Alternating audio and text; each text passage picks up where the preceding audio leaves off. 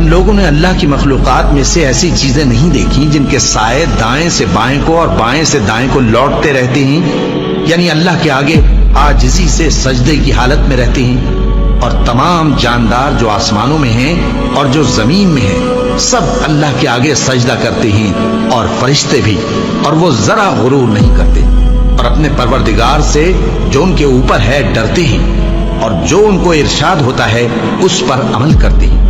اور اللہ نے فرمایا ہے کہ دو معبود نہ بناؤ، معبود تو وہی ایک ہے، سو اے بندو مجھی سے ڈرتے رہو۔